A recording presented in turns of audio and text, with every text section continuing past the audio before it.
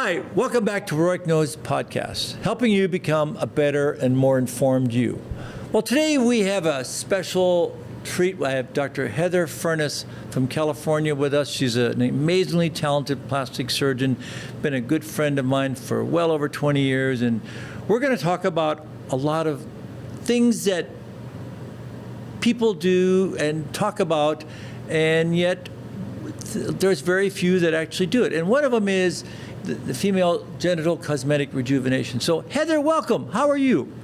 Thank you. I'm doing great, Rod. It's just a delight to be on this show. Yep. Well, it's great to have you. And she practices with her husband in Santa Rosa, California, which is just north of San Francisco. And, of course, it's in the middle of wine country. So I don't know how you can live there and actually not be in the wine country often. But she says they rarely we go to work once or twice a month. So. Yeah, no. So, okay. So, Heather, let's get into it. So tell me, so how did you get into, she's an expert in cosmetic surgery of the genitalia. So tell us how do you approach patients? I probably do several a year, but how do you bring, or do patients bring it up to you when they say, listen, I would like to have some genital rejuvenation? How do you approach those patients? Yeah, well, it's always the patient bringing it up to me. It's a little different from, say, a facelift patient who's got some heavy upper lids. You say, right. You might also want to consider, because right. This is not a body part that otherwise we would know anything about. And it is really the symptomatology that compels people. And within symptomatology, I'm talking appearance, because sometimes just the appearance can be devastating for women. Right. But women also suffer a lot from the pain with intercourse, pain with physical activities. Some, can't ride a bike. Some have to drop their physical activities and the things that they wear, and falling out of bathing suits. And so some people just say that it kind of rules their lives. And once they have a labiaplasty, which is the reduction of the labia minora, which right. are the inner lips, the non-hair-bearing lips. And after surgery, after they recover, they say that their quality of life has really improved. So it's a life-changing operation that you would never know about if you didn't realize that these women are so symptomatic. Right, and I think it's much easier I think as a female plastic surgeon, and I think to bring that up, because I will tell you, patients bring it up to me and say, "Oh, by the way," and of course I'm sure you talk about it freely with them, but I guess I don't bring it up to them because I probably have a face and nose practice, but you're right, it has been transformational, and when I do them, it's always a wow as how much the patients appreciate it. It's unbelievable. And of course, you've talked about that.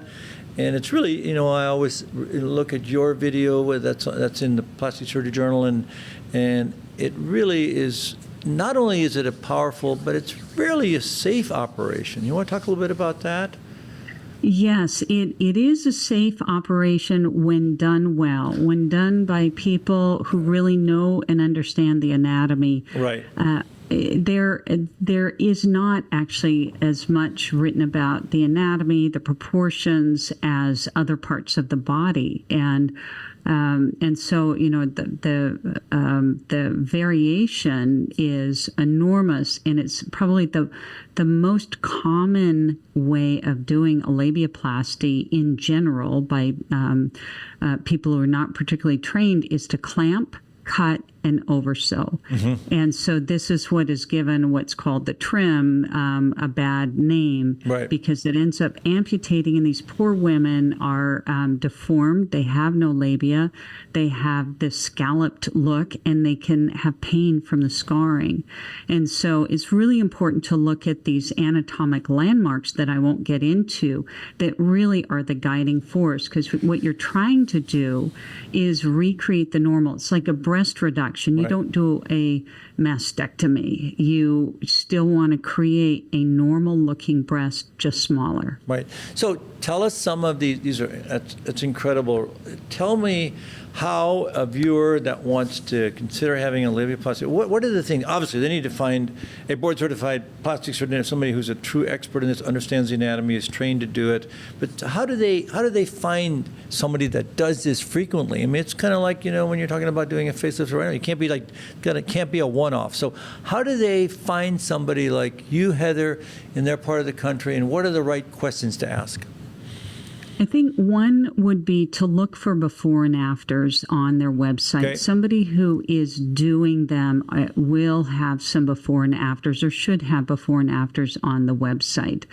You may want to ask, once you decide to make an appointment, you may want to ask how many have you done. Of course, anybody can say anything, but ask about the technique. Do they explain the anatomy well? And there are a lot of articles out there now that are accessible, including PRS Global Open, which is open access. It's there are some scientific articles that will have pictures and names of people who do it. That's one approach. Another is sometimes you'll see YouTube videos, but do they, what is the setting? Is it done in an operating room, or is it just in an exam room with feet up in an exam room stirrup? Is it treated as surgery? And then you could look at reviews. So that's Right. so there are, it's not 100% foolproof, but you can sort of see overall.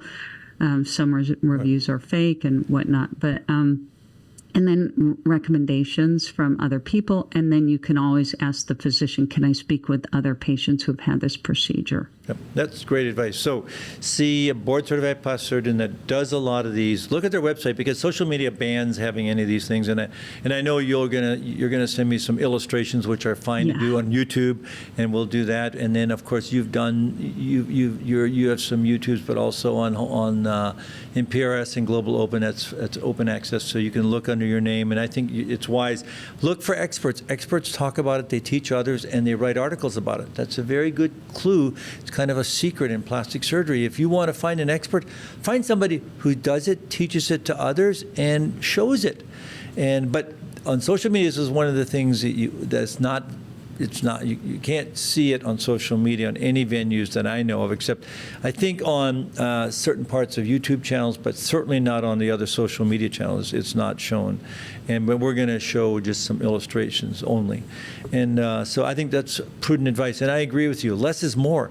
If you're going to be doing this procedure, it's got to be artistic. It's got to be artistically done, just like any other thing in plastic surgery. Yeah, that's actually an interesting point, because it is very artistic. I never thought this would be what I'd be doing, but every woman is so different, and Right. the folds and so a lot of people think of a labiaplasty as being a quick 10-minute procedure. And when it's done well, when you're really looking at the anatomy, it's not. It just, you use your eye. It's like, doing the face. Exactly. So it's takes time. Right, I know. And any time when they say, "Oh yeah, the doctor said it was easy," and they're talking about a rhinoplasty, oh, really? There's nothing in plastic surgery that's easy. It's only easy if you don't know what the anatomy is or what you're talking about. I mean, these are complicated things, and we make them maybe look easy because we're experts in what we do, but they're not easy. So that's good advice. So if the surgeon says it's easy, I do use your scissors, your rhinoplasty you do? scissors Yes. for my labiaplasty. They're just perfect, and it's very fine detail work, just like rhinoplasty. Yeah. No, I agree. So let's step to the next thing what about vaginoplasties, because I think that the labiaplasties are very well defined and are very done well by, board certified plastic surgeons and other surgeons that certainly have expertise in it, but that's where you need to go first. So tell us about all these things that you're reading about on vaginal tightening procedures, the non-surgical, surgical. Tell us, kind of clear the air, Heather, on that. Yeah, the vaginal tightening is done, whether it's surgical or non-surgical, typically in women who have had children. Okay. Particularly, a vaginal delivery, but all the musculature and whatnot can loosen even if you have a C-section. But it's particularly after a vaginal delivery, the muscles just get torn and separated. And so you can have a gaping vagina. And when things are really loose, and that's really, again, a patient complaint, Right. that, I don't feel anything. So then when we do a vaginoplasty, what we do is just reestablish the anatomy. So we take the muscles that have been separated and we sew them back together. So we're within the vaginal canal and we're sewing muscles together within the vaginal canal and then at the opening. And so it's the vaginoplasty has a very high satisfaction rate. Not everybody wants to go through surgery. And so the vaginal tightening that you get non-surgically isn't just not going to be as dramatic. We do need a lot more studies to really establish what these energy modalities, mainly radiofrequency, get a little bit deeper into the superficial muscular. You're going to, some people will note some vaginal tightening. Other people notice improved lubrication. These energy modalities will also be used for stress urinary incontinence, again, just because of that superficial musculature. So tell us which ones work that are so obviously, the surgical tightening ones, those are the definitive ones, like, in a brow lift, you'd have to do the big full brow lift. That gives you the best brow lift versus the endoscopic. So what about these energy devices? Which ones seem to work the best? And I'm not picking on any technology. Radio frequency is probably one of the better ones. There's laser ones. So can you kind of tell the audience about which ones that, in your experience, probably have the best results? And then sometimes they need multiple sessions. Is that not correct? Exactly. None of these are going to be permanent, Okay. and none of the energy devices are going to be permanent. The radio frequency waves are longer, and so they go deeper, and so they tend to be more effective. However, some of the laser heating modalities that are very superficial can improve the stress urinary incontinence and lubrication. We tend to use radiofrequency primarily in our practice. Yeah, because it goes deeper. And then how many sessions are people required to do? It can be 4 to 6. It really depends on the response as well. And then touch-up or I shouldn't say touch-up, maintenance would be every 6 months. Sometimes women will come back at a year. So there's a real range, in part because people are so different and their response rate is so different. Some people swear by the treatment and other people will say, it was okay. Didn't really do a lot for me. So there is that individual response, which is why we need these more and more studies. Right, we need more studies. So, and they're getting better. We used to do the laser, and then now the radio frequency going deeper, and then of course surgery is the end point, and that's got a little more morbidity. So what's the recovery if you're doing a surgical vaginal? Is it about 4 to 6 weeks for returning to intercourse and things like that? About 6 to 8 weeks for returning to intercourse. With the labiaplasty, that's about 4 weeks. Yep. Sometimes with some procedures, I'll say 6. But so the vaginoplasty is a little bit longer. Now, we tend to just reestablish the anatomy. There are some surgeons I know about who like to over tighten and then have women use dilators, and that that didn't make sense to in our practice. So we just put the muscles back to where they are, and so there can be a little bit of tenderness. Say at 6 weeks, and we tell people then wait till 8.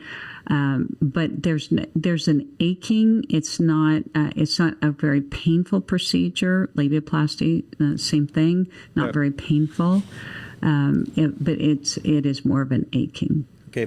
All right. So in closing, what are the 3 take-home points that someone who is seeking out these types of procedures in rejuvenation that, that they should know about, know before they go? And obviously starting with somebody who's truly experienced and is an expert in this is one. So, one, I would avoid prioritizing getting it covered by insurance. Insurance reimbursements are very low, and they incentivize people to do the clamp cut oversew. And because the reimbursement will not cover a longer procedure. And so that means treat it as a cosmetic procedure, even if it's a functional problem that you have.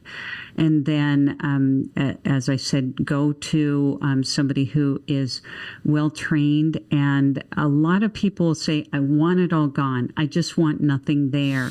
And you need your anatomy. Without the labia, vaginal discharge can dribble, the vaginal opening can be very dry, and you need it's normal anatomy. You need it, and then everybody is different, and so some people want a certain look, and and everybody is different. It's like every other body part, and so whatever body part we're working on, whatever you start with is related to the way that you end up. Right. Well, wise words from Dr. Heather Furnas, who's a true expert and an amazing plastic surgeon and great colleague and friend for yours. So, Heather, thank you so much. This was very informative. If you have any comments or questions, please don't hesitate to ask me. And, of course, I'll pass them on forward to Dr. Furnas, who's a true expert in this area. Thank you so much, Heather, for spending the time with us. Well, thank you so much, Rod.